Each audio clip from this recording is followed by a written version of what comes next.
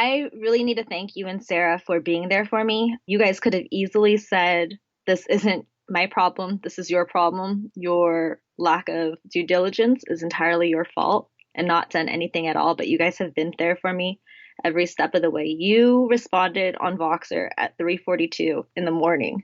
I know it might have been 6:42 depending on where you were, but honestly, who works at that time? So just the fact that you guys were there for me, I appreciate it so much. Welcome to the Creating Wealth Show with Jason Hartman. You're about to learn a new slant on investing, some exciting techniques, and fresh new approaches to the world's most historically proven asset class that will enable you to create more wealth and freedom than you ever thought possible. Jason is a genuine self-made multimillionaire who's actually been there and done it. He's a successful investor, lender, developer, and entrepreneur who's owned properties in 11 states, had hundreds of tenants, and been involved in thousands of real estate transactions. This program will help you follow in Jason's footsteps on the road to your financial independence day. You really can do it. And now, here's your host, Jason Hartman, with the complete solution for real estate investors.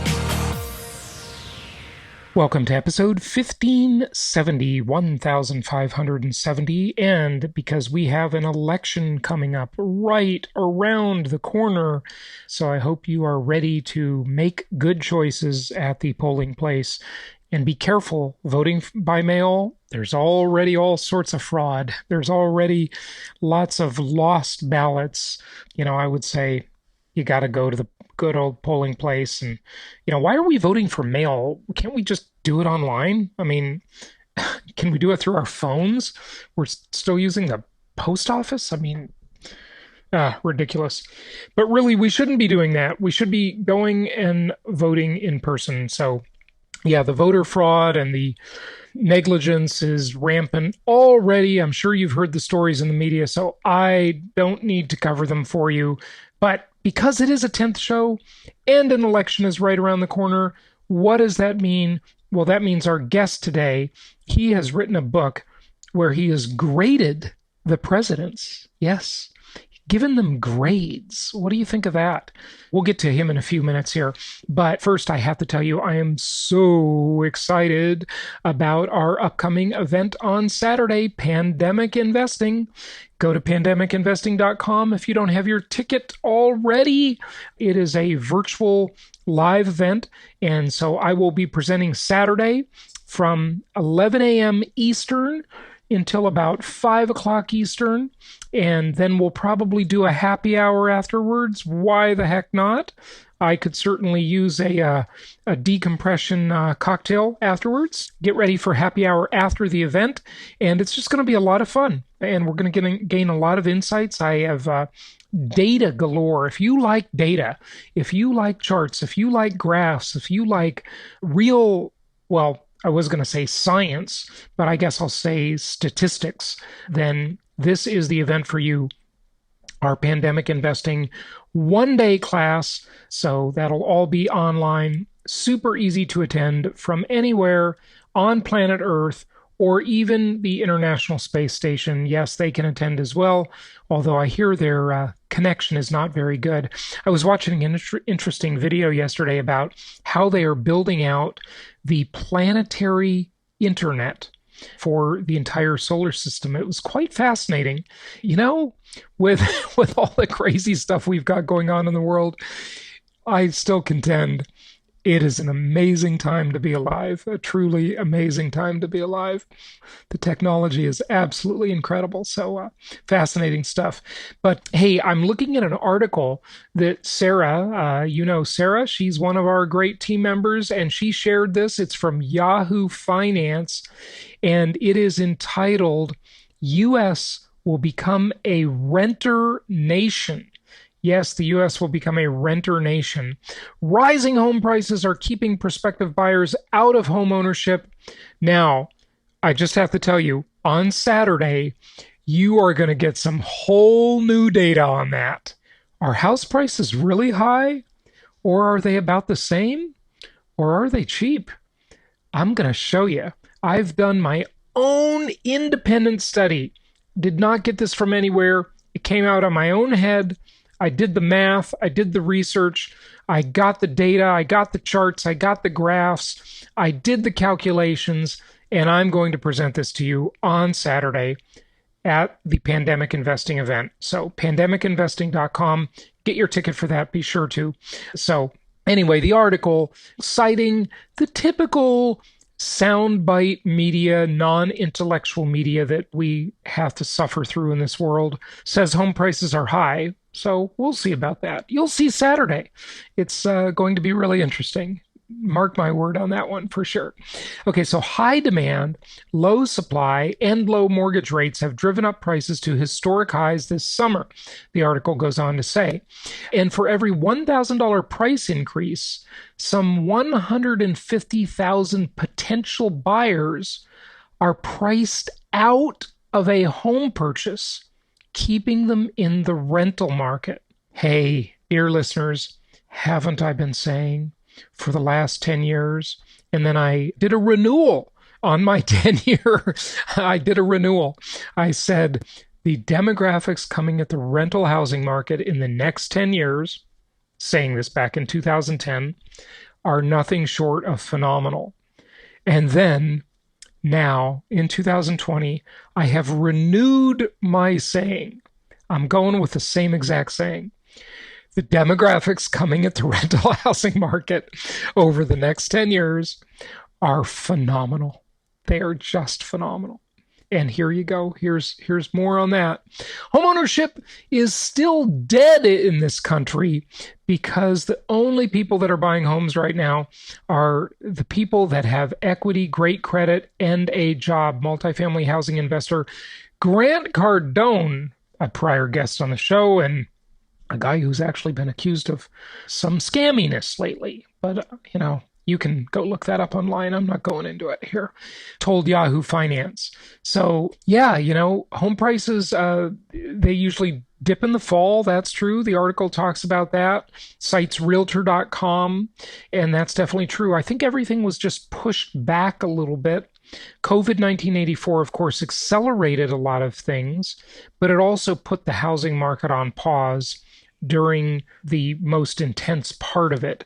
And now it is October, just a couple weeks before the election here, and we are seeing the spring housing season. So everything is all messed up this year. Boy, 2020, wow. What a year it's been. What a year it's been for sure. Yeah, the article goes on to cite NerdWallet. They've been on the show too, and just talks about how lenders are tougher and they are really being really strict in their underwriting, which, by the way, you ought to appreciate. That's a hassle when you go to buy an investment property through our network. You go to jasonhartman.com/properties and you do that. And I know it's more difficult to get that financing, but it's more difficult for everybody else too.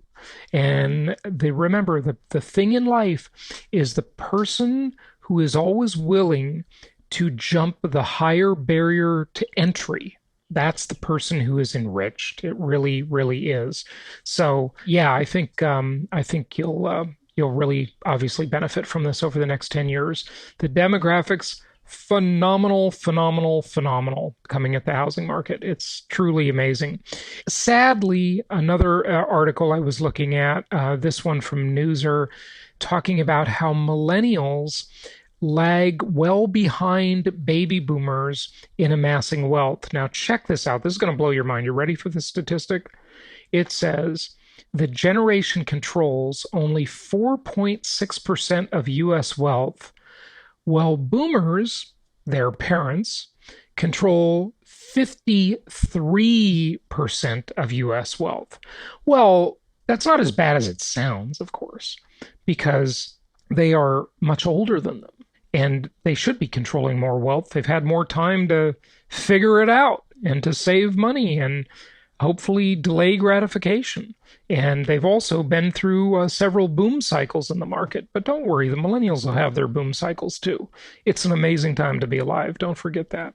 Now, Generation X, my generation, the small little generation nobody even thinks about or pays attention to. The lonely little generation, Gen X, that's my group, controls 25% of the wealth of the country. And the silent generation, those older folks, they control 17%. It's pretty amazing the way it's divided. But what the article fails to mention, and this is what the media, they never paint the full picture, of course, right? They never paint the full picture. They fail to mention that 53% in the hands of the baby boomers and the 17% in the hands of the silent generation will all be passed down and inherited by the millennials. So when you hear these politicians talking about the death tax, the estate tax, just keep that in mind, because there are some huge special interests here at play in terms of this. So a lot more to cover this week, but especially on Saturday. So be sure to go to pandemicinvesting.com and join us on Saturday for our event online from the comfort of your home with your popcorn in hand, your glass of wine in hand, whatever you like, your cup of coffee, whatever makes you happy. But it's going to be a great event. I really enjoyed doing Meet the Masters online. That was just, you were so awesome. It was just a really great event. And this event is an easy, short event. It's a lot less expensive. It's less expensive for us to put on. So it's going to be great. So we look forward to seeing you Saturday. Go to pandemicinvesting.com. You get your free mini book and also get your ticket for Saturday's event. All right, without further ado, let's get to our guest today. It's a 10th episode show, so we're not talking about real estate investing directly, but we're talking about grading the presidents. What grade do they get?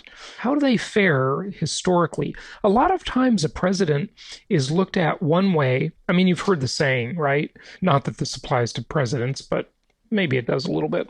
No prophet is ever revered in their own time, right? You've heard that, of course.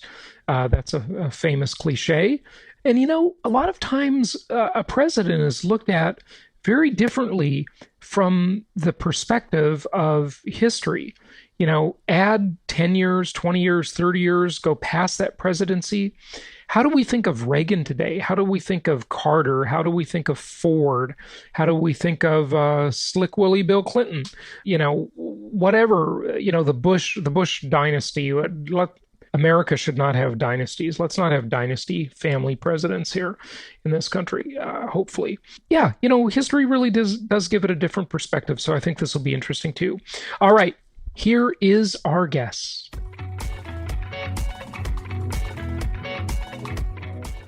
It's my pleasure to welcome Robert Spencer to the show. He is the author of Rating America's Presidents. Let's find out who was the best for America, who's overrated, and let's just take a dive into this. Perfect time to do it with another election at hand. Robert, welcome. How are you? Just great, thanks. How are you? Good. And you're coming to us from Sherman Oaks, California, near where I grew up in Los Angeles. So good to have you.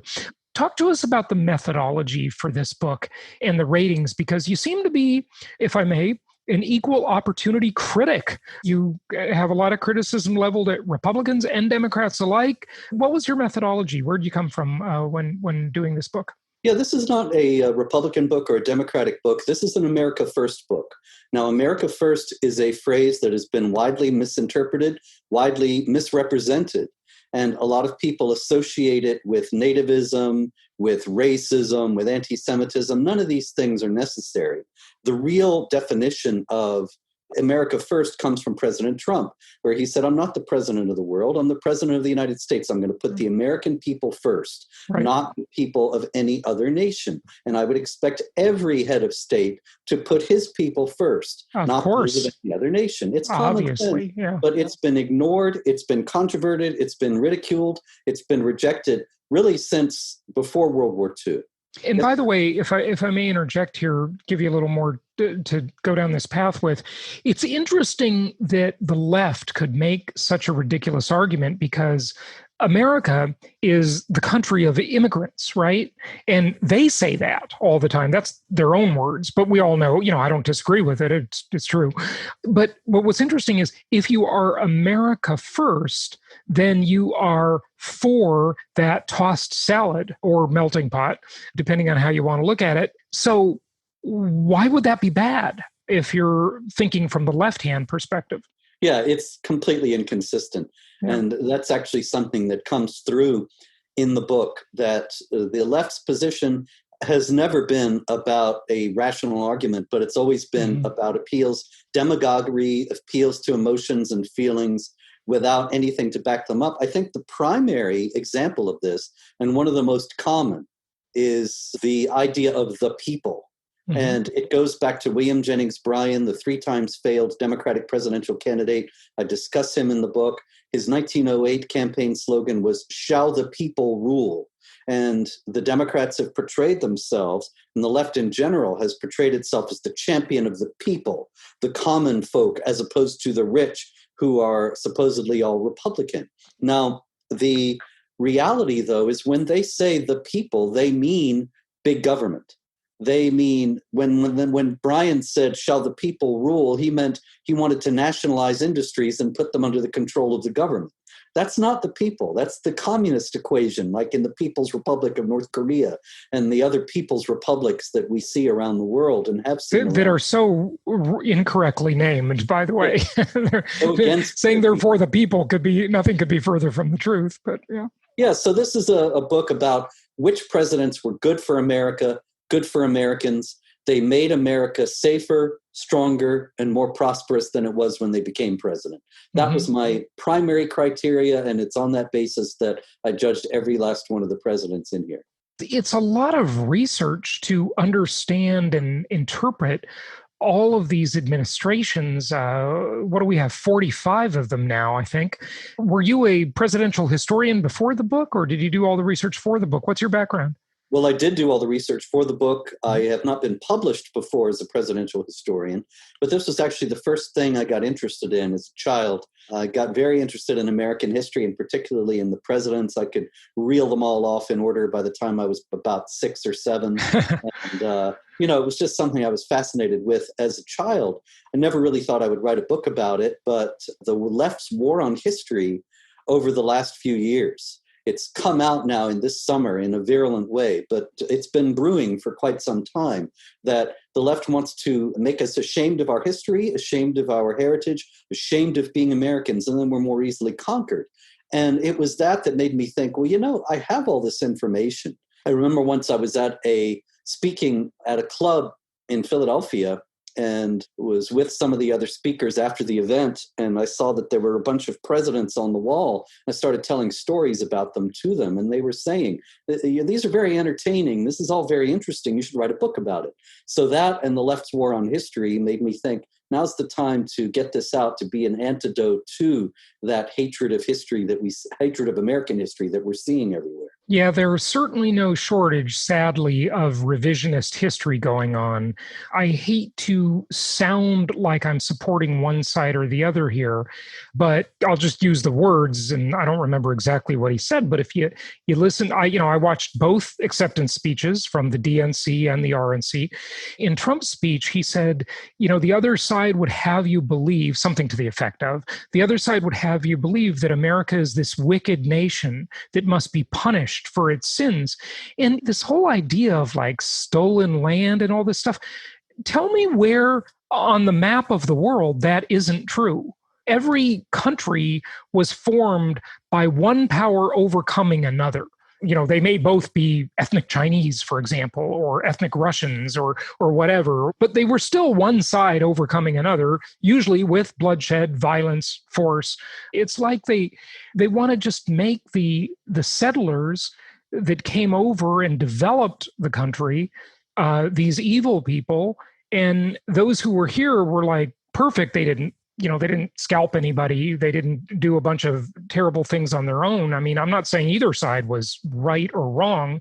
I'm just saying this is history, okay? This is the way the entire world has always worked. So why is it that the U.S. has this special blame versus any other country. Lots of other countries had slavery. Lots of other countries did all sorts of horrible things, had violent takeovers to gain land and gain resources. Why is it that just the U.S. is so evil in this respect? Well, I mean, this is the narrative of the left. Yeah, and this shows why we need history, because these kids that are out there burning up Kenosha, Wisconsin, and Portland and Seattle and all the rest of it, they don't have the slightest idea about history. It's very clear. And they probably really believe what they've been told, that America is this uniquely evil entity and they ought to be ashamed to be in it. And if you were to ask them, well, what country has a better record? Are you aware that America actually led the way, along with Great Britain, to the global abolition of slavery? It didn't start in Iran or Pakistan that slavery was abolished. As a matter of fact, in a lot of Muslim countries, it's still going on because it's sanctioned in Islamic teaching. And are you aware that America has been the most magnanimous world power ever on the scene, the only one ever to rebuild its vanquished enemies and spend billions of dollars to do so? Are you aware of the fact that America is a uniquely non-corrupt, at least until recently, a uniquely non-corrupt political culture where the peaceful transition of power has been going on uninterrupted, and let's hope it continues, for far longer than it has ever gone on anywhere else in the world? They don't have the slightest idea of this. And this is one of the reasons why I wrote the book, because with the truth about history, we can reclaim the public discourse. Yeah, it's truly amazing that they must know nothing about the Marshall Plan.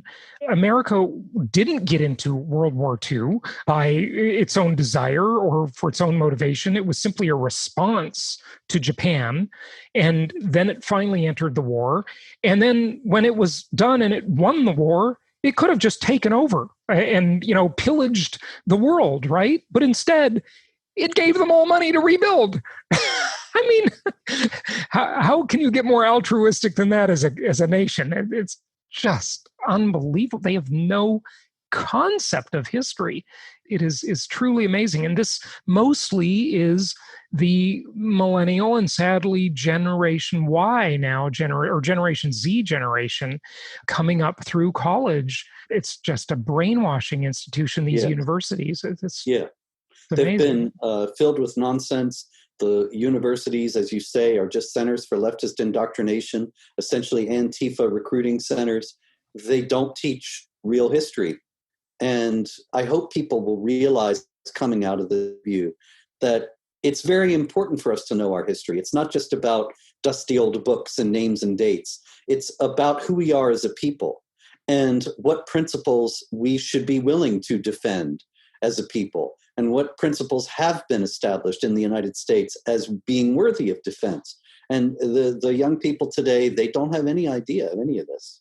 It's truly amazing. Well, I want to get to that in a moment. But, when you were mentioning a bunch of other countries and their history and current day slavery, not to mention women's rights. In Saudi Arabia, women were just recently allowed to drive, much less anything else. It's truly amazing. They still can't go out of the house without their male guardian's permission, their husband or their brother or their father. To talk about America as being some uniquely difficult place for women is absolutely ridiculous. I mean, when women dominate college entrance, they dominate the college population, they dominate the master's degree population now. So where is the oppression everybody's talking about? They never ask themselves, and we're speaking of the protesters, the leftists, they never ask themselves the question, compared to what? I mean, compared to what? Just give us, I'm not saying it's perfect. It's definitely not. But compared to what other country? Absolutely. I mean, you just can't, there's just not a better example of that kind of altruism and openness. And, I often ask myself, though, how is it that the left was able to revise history in the public schools and the universities? Certainly we've got the NEA at the grade school level, what Steve Forbes calls the National Extortion Association, otherwise known as the National Education Association, the teachers' unions. And then in the universities, you've got these professors that work 12 hours a week that just are in an ivory tower, out of touch with reality. But why would they be 99% left leaning? I mean, is it just the culture that it just kind of develops that way? No, Is it this was a because consciously chosen strategy. This is the long march through the institutions that began in the 1960s. In the 1960s, you may remember, there was the free speech movement, so-called, in the University of California at Berkeley, yeah. and there were And by the way, I must say, my mom went to Berkeley in the 60s, Oh just yeah. so you know. Yeah. So Yeah. these movements, they were supposedly to bring a new focus to academia and a sense of social justice and the usual things that leftists say that they're for. But the thing is that they took over some colleges, they occupied the administration buildings, they had a few talks with administrators, they were ushered out. That was the end of it.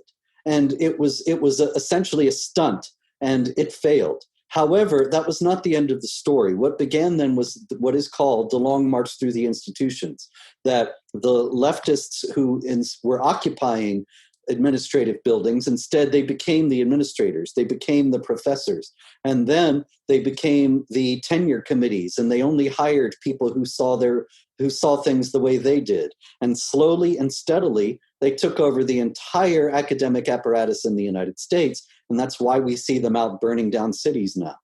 What's their end game? It's just, what's kind of interesting is, what will these people be like when they grow up and run the world in 20 years?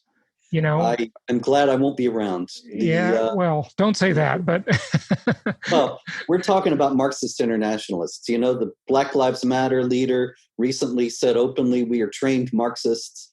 Antifa is obviously a Marxist organization that actually goes back, where the logo is the same, to Marxist organizations in Nazi Germany. I actually first encountered Antifa speaking in Germany, and they've now come to the United States. But if they get into power, they will establish an authoritarian Marxist state.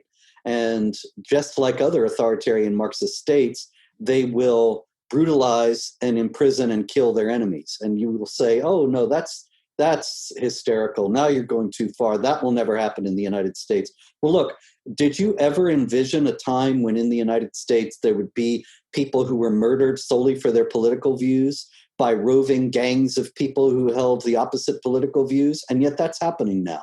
And it's not Trump supporters who are killing leftists, it's the other way around. So that's what's happening now. What is this going to look like in 5 years, 10 years, 15 years if it isn't checked? Well, that's a good question. But what's your prediction? Well, I do think that if Trump wins re-election, and if he's and by the way, what's your prediction about that? But go ahead. Well, I think it's likely that he will be reelected. Uh-huh. I think that, however, the left is already setting us up for refusing to accept the results, contesting the election, trying to keep it undecided, so that if they retain the House, which I don't think is certain either, then they'll be able to put Nancy Pelosi in as president on January 20th, 2021. Destroy any legitimacy that Trump's presidency would have. But if he is able to withstand all that and prevail, then he's got a very good chance to roll this movement back. And we may look back at 2020 and say this was their high water mark. But then he began to reassert the control of the government over the cities in terms of stopping rioting and unrest and so on.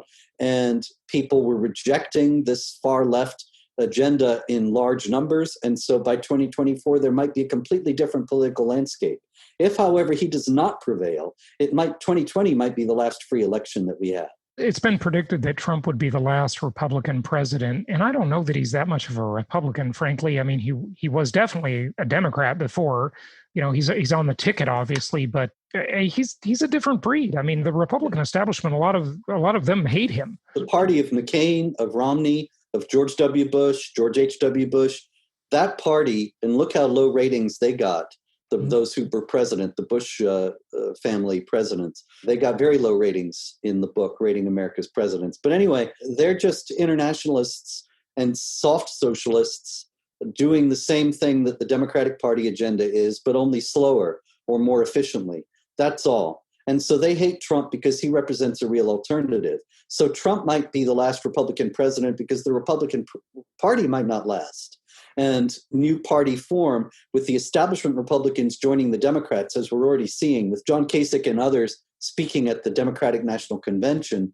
and the genuine pro-American, pro-freedom, America first Republicans joining with Trump in a new party. Very interesting. So, any other predictions on what's to come? One thing we didn't touch on at all is the economy and the lockdowns and this damage to the economy that has been caused. It's maybe it's the world's first self-induced recession. Even after inducing it once, we seem to be inducing it again and again. Well, this what is are your all thoughts? political. It was just released by the Center for Disease Control that actually only 9,000 people died of COVID. I saw that. Very quietly released, by the way. Very quietly, because it destroys the whole narrative.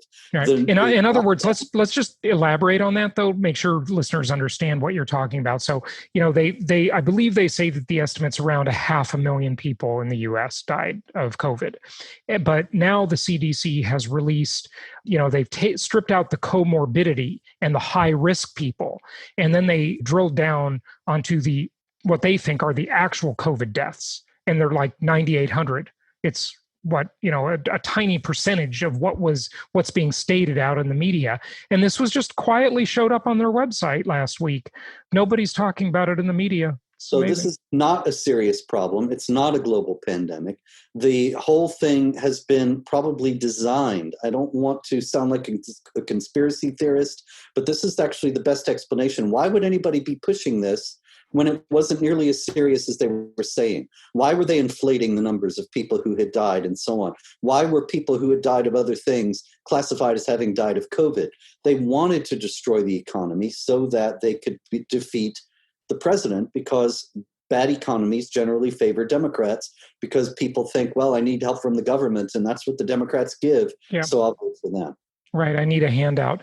The other thing about it, which we haven't seen that much of yet, other countries have seen more of it than we are, but it's going to be the Orwellian world we wake up to that I fear, where now the government has a giant excuse to really intrude in everybody's life, to track their location, to do all of this stuff. And what's amazing, Robert, is that, years ago, everybody was talking about the NSA and that, the data center in Salt Lake City and all the intrusion on our lives and monitoring every conversation. Now, nobody's talking about that anymore. It's certainly still happening, but everybody just kind of forgot about it and accepted it. And that's the way it is.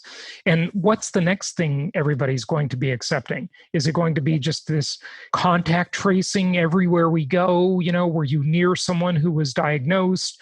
You're going to be forced to take a vaccine. Most assuredly, that will be forced. And who knows what the side effects will be. It's COVID 1984. Yeah, very good.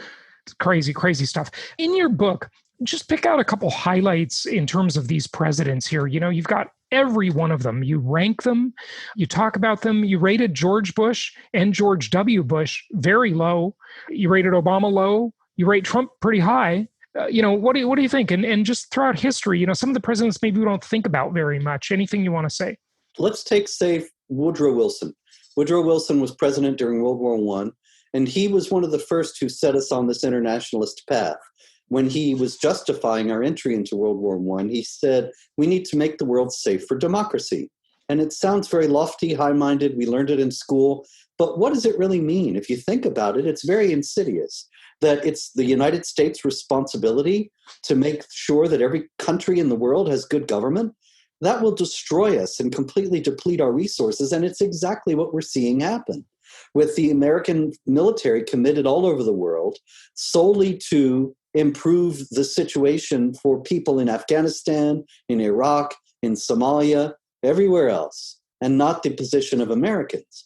This is the end point of Wilsonian internationalism. And it's one of the main things that has sapped America's strength in the last few decades. And Trump is to be commended for being the first president since before World War II to start to roll it all back and not get us involved in new wars. And you would think the left would like that, because supposedly they're the peace-loving flower children who hate war. Yet, Obama was much more warlike than Trump. Pretty interesting that they give him no credit for that, of course. But that was the opposite of our first president, George Washington, who said, beware of foreign entanglements. I think in his, when he left office, he said that. And so that's when we went the other way and became this kind of international country. The isolationism was totally gone at that point. Now we've got military bases in almost every country on earth, right? Yeah. And the thing is that a lot of these are based on old Cold War models. I mean, Trump is pulling some of our troops out of Germany because the Germans are not paying their fair share of their NATO expenses. And he noted quite rightly that we're supposed to be protecting them from the Russians with these troops there, but yet they're dealing with the Russians and buying Russian oil, I believe it is. And so you got to wonder, we're being taken advantage of there. But also, what's the point of having American troops in Germany to protect them from the Russians when they're not remotely close to war and the Germans are on friendly basis with Russia and buying Russian goods? The Cold War is over. Yeah. The post-World War II arrangements should be ended. And so there should be no American troops in Germany. At least we shouldn't be paying for it. Because if you look at the population and the GDP of the Eurozone, it rivals the US. It might even be larger. I'm not sure. Why is the US responsible for that? Sure, it made sense post-World War II because the threat was right there, right? But it makes no sense anymore. Yeah, unbelievable. Well, interesting. Other highlight presidents before you wrap it up, and just anything else you want to tell us? Yeah, one of the recipes for being a good president is throughout history, and I show this in the book, rolling back regulations, lowering taxes, raising tariffs. Every time it's been done, with only a couple of exceptions, it has made for prosperity in the United States. And that's what Trump has done, of course, and that's one of the reasons why the economy was booming before COVID and why it's rebounding so quickly now. And one guy who doesn't get credit is Warren G. Harding, who's universally considered a failure as president. Right. He was actually one of the most effective presidents, Wilson's successor, who rolled back a lot of the controls that restrictions on speech and other things that Wilson had put into place during the war. And he got the economy booming again. The roaring 20s were due to him. And so if we follow that kind of program, America always does well. And that's what Trump is doing. Mm-hmm. Give out your website. The website is Jihad Watch because my day job is tracking jihad activity. I've written many books about that and aspects of that problem. That's jihadwatch.org and Jihad Watch RS on Twitter. And there's even a Facebook page, but it's so shadow banned, I'll bet you won't be able to find it anyway. the censors in the big tech world. We didn't even talk about big tech, by the way, and that's a whole nother topic. I think people need to realize in the media bath in which we all live, you just don't know what you never see. The old thing I talk about all the time, you can't hear the dogs that don't bark. And you've got to ask yourself, what don't you see in your Facebook feed? What don't you see in your Google search results? That's the question. And what you see forms your beliefs. And what you don't see has no chance to form them. America is over as a free society because they control the public discourse to a tremendous degree, and they are increasingly clamping down on anybody who dissents from the leftist agenda. Right. Yeah. It's really scary stuff. That executive order from, I guess, a little over a month ago was a step in the right direction, but a lot more needs to be done. We talk about a concentration of power. It's like, under the former Soviet Union, we had the TASS news agency. And now we've got a new version of TASS. It's just these big tech companies is basically now the TASS news agency. And it's global. It's not just for one country. So really scary stuff that the power should be that concentrated. Robert, thanks so much for joining us. Pleasure. Thank you.